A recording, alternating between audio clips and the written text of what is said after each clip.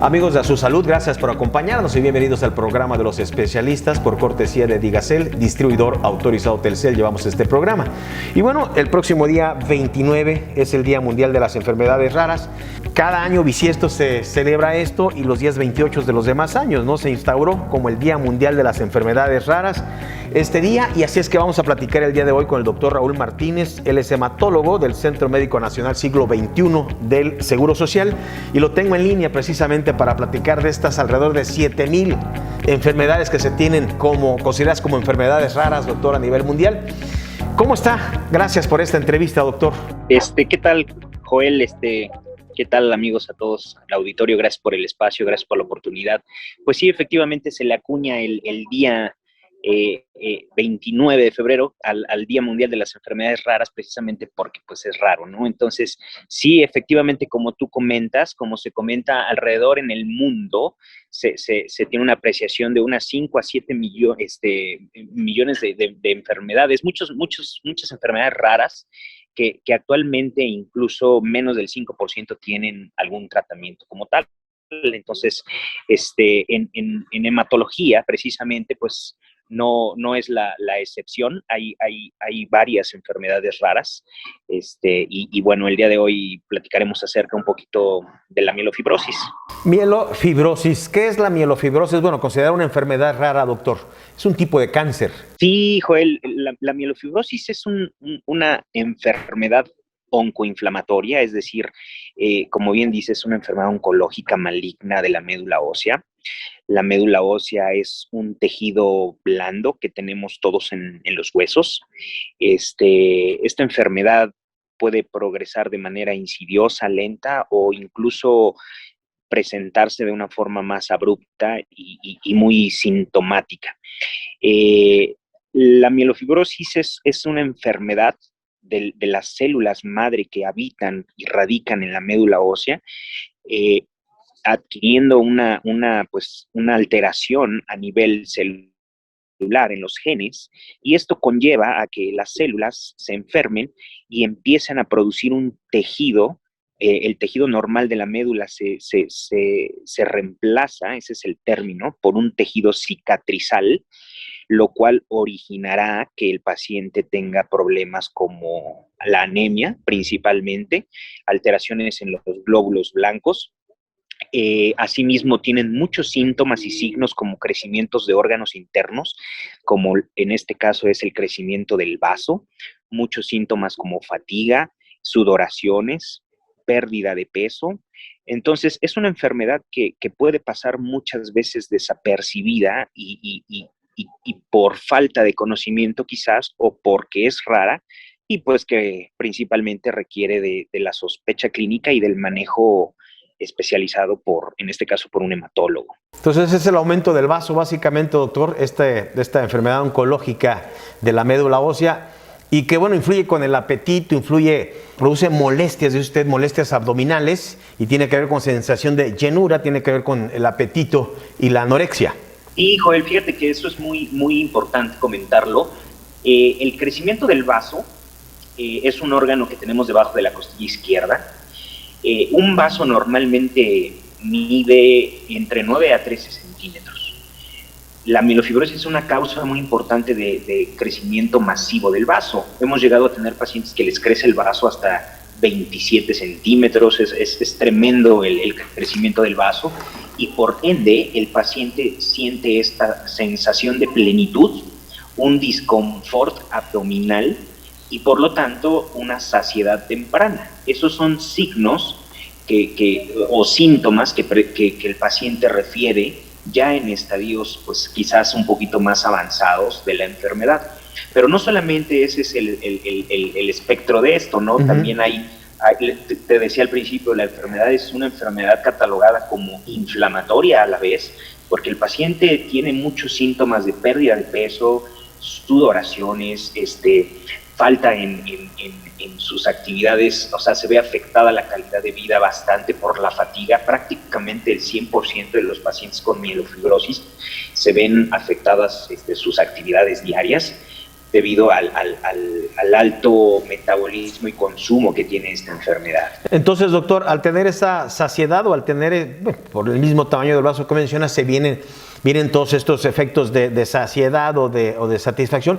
Por lo tanto, ¿qué va a venir? ¿Pérdida de peso, anemia? ¿Vienen otras consecuencias a raíz de esto?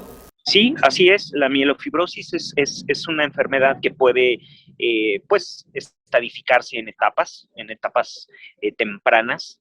Y esta enfermedad progresa, más o menos el 70% de los casos de mielofibrosis ya las detectamos en una etapa avanzada, ya en una etapa en la que el paciente ya debuta precisamente con estos síntomas constitucionales, así se les conoce en medicina, y el paciente, pues prácticamente el 90% de los pacientes tienen anemia. Recordemos que el tejido de la médula se reemplaza por una cicatriz, prácticamente una médula fibrosada, y esto genera que no se pueda producir bien, en este caso, los glóbulos rojos, los glóbulos blancos y las plaquetas. Entonces el paciente requiere pues soporte transfusional, requiere mucha terapia, en este caso para darle soporte, ¿no? Es una enfermedad que desafortunadamente o afortunadamente, si lo queremos ver, se puede curar con un trasplante de médula ósea.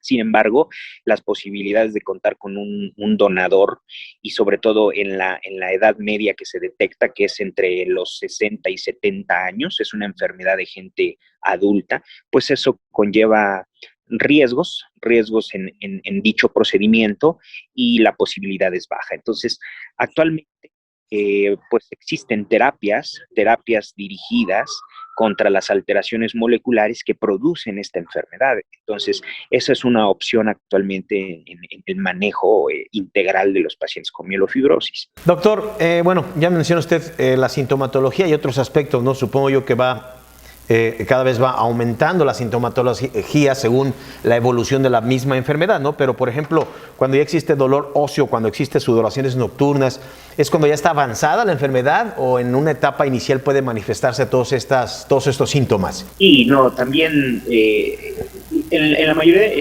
al principio de la enfermedad, en la etapa que es una etapa proliferativa, es decir, celular, hay mucho aumento de glóbulos blancos, por ejemplo, crecimiento del vaso. El paciente puede tener síntomas como saciedad, como pérdida de peso, sudoraciones, fatiga crónica, es síntoma pivote. Entonces, conforme va aumentando o pasando el tiempo en meses, el paciente pues tiende a complicarse, a desarrollar, en este caso, más complicaciones asociadas a crecimientos del vaso, a estos problemas de anemia, y sobre todo que se vuelven dependientes en algún momento del soporte de la transfusión. Es decir, pacientes que tienen que estarse transfundiendo de 2 a 3 veces por mes para poder reemplazar o obtener de manera exógena los glóbulos rojos que su médula ósea fibrosada no está produciendo. La mielofibrosis, bueno, es una enfermedad altamente agresiva, especialmente pues en pacientes que tienen características clínicas, ¿no? El tratamiento para la mielofibrosis, ¿cuál es en la actualidad? El tratamiento, ya mencionaba usted que el trasplante es una opción, sin embargo hay dificultad para el donante o quienes resulten donantes, ¿no? Pero ¿cuál es el tratamiento, por ejemplo, como el ruxolitinib? ¿Qué nos puede decir? Bueno, pues mira, sí, todo va a depender de la etapa en la que nos encontremos y del riesgo. Nosotros los hematólogos clasificamos a la enfermedad dependiendo del riesgo. Va de un riesgo leve a intermedio 1, a un intermedio 2, a riesgo alto. ¿Alto de qué? Esta enfermedad es una neoplasia de la médula que puede ser la antesala de una progresión a una leucemia aguda. Entonces, en los casos eh, leves, en algunos casos únicamente se observa al paciente o se les da medicamento para que las células no se eleven en cantidades aumentadas en la sangre. cuando el paciente desafortunadamente, y eso hablo de aproximadamente el 50% de los casos, están en una etapa clínica avanzada o de riesgo alto de progresión, pues estos pacientes tienen que, primero que nada, darles el soporte de la transfusión, repito, también se les ayuda con agentes que estimulan la producción de glóbulos rojos, que son las famosas eritropoyetinas.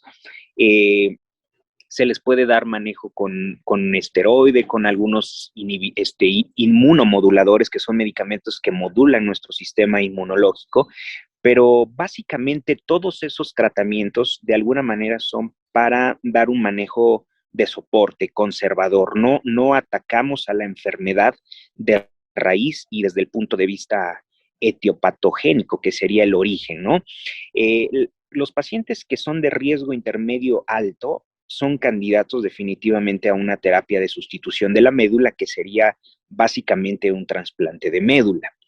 Este procedimiento, pues principalmente es de alto riesgo, me refiero a de complicaciones por los pacientes de su edad, y sobre todo otra dificultad que se tiene, pues es que no solamente tenemos un 25% de posibilidades que tengamos un donante compatible, ¿no? En este caso, un hermano o hermana que son hijos del mismo papá y la misma mamá. Debido a esta dificultad y debido al desarrollo de terapias, pues sabemos que en la actualidad existe este tratamiento que se llama ruxolitinib. Es un medicamento selectivo, es un inhibidor selectivo y potente de una alteración que es fundamental en el curso de la enfermedad. Estos medicamentos han llegado a revolucionar el tratamiento de la mielofibrosis y de algunas otras neoplasias de la médula, debido a que bloquean estas vías moleculares que generan la progresión de la enfermedad y bloquean así la inflamación, ayudan significativamente a la reducción de los síntomas, asimismo el tamaño del vaso. Hoy en día sabemos que hay muchos estudios clínicos que han sustentado la aprobación por estos organismos que aprueban medicamentos, como lo es la EMA en Europa, la FDA en Estados Unidos, y nuestro organismo aquí en México, que es la COFEPRIS.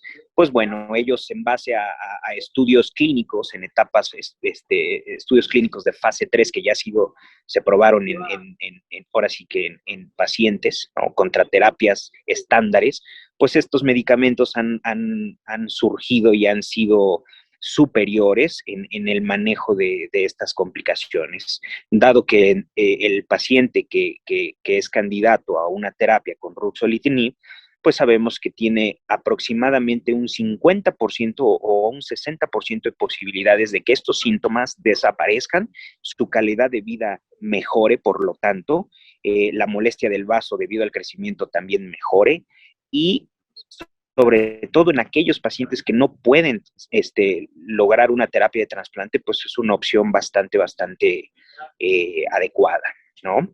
Muy bien, doctor. Doctor Raúl Martínez, hematólogo del Centro Médico Nacional Siglo XXI del Seguro Social.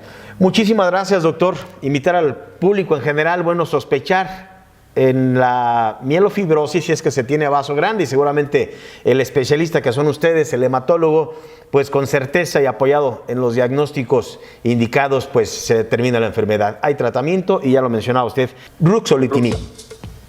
Muy bien, doctor, pues muchísimas gracias por esta entrevista, muy amable.